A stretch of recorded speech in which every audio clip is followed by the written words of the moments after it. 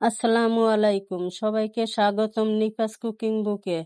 আজ আমি তৈরি করে দেখাবো অত্যন্ত সহজ ও মজাদার একটি রেসিপি, চিকেন ললিপপ।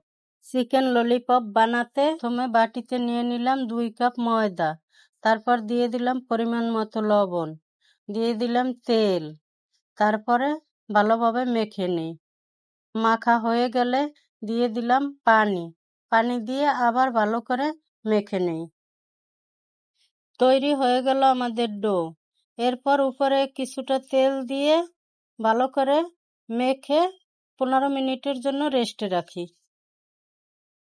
চুলায় একটি ফ্রাই প্যান দিয়ে দিলাম তেল, তারপর দিয়ে দিলাম পেঁয়াজ কুচি, কাঁচামরিচ কুচি, মাংসের কিমা।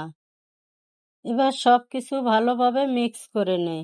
এরপর দিয়ে দেই ম্যাশ করা আলু, আবার ভালোভাবে সবকিছু মিক্স করে নেই। এই পর্যায়ে দিয়ে দিলাম গোলমরিচ গুঁড়া, দিলাম চিলি ফ্লেক্স, দিলাম ম্যাজিক মশলা, দিলাম লবণ, এরপরে দিলাম কিছুটা টমেটো সস, দিলাম ধনেপাতা। এরপর সব কিছু ভালোভাবে মিক্স করে নেই। তৈরি করে রাখা ডো থেকে রুটি বেলে নেই। রুটি বেলা হয়ে গেলে একটি কাটার দিয়ে রুটিটাকে কেটে নেই। এইভাবে ছোট ছোট লুচির আকারে সবগুলো রুটি কেটে নেই। এইভাবে কয়েকটা আলু লম্বা করে কেটে সিদ্ধ করে নিয়েছি।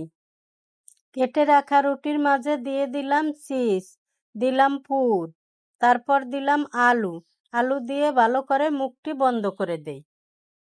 এভাবে চেপে চেপে মুখটি বন্ধ করে ললিপপের আকারে তৈরি করে নেব। আপনাদের সুবিধার্থে আরেকটি ললিপপ তৈরি করে দেখিয়ে দিচ্ছি।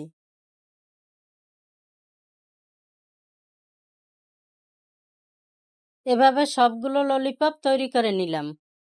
এবারে ময়দার ব্যাটারে চুবিয়ে ললিপপগুলোকে ব্রেড ক্রাম্ব মাখিয়ে নেই। ভালো করে ব্রেড ক্রাম্ব মাখাতে হবে যেন কোনো অংশ ফাঁকা না থাকে। সবগুলো ললিপপ এভাবে তৈরি করে নিলাম। এবারে একটি ফ্রাই প্যানে তেল দিয়ে দিলাম। তেলটা গরম হয়ে উঠলে ললিপপগুলো একে একে দিয়ে দেই। ললিপপগুলো বাদামি রং হওয়া পর্যন্ত এপিট ওপিট করে ভেজে নেই। এবার তুলে নিয়ে প্লেটে পরিবেশন করি। তৈরি হয়ে গেল আমাদের চিকেন ললিপপ। চিজে ভরপুর ললিপপটি দেখতে কত লোভনীয় হয়েছে।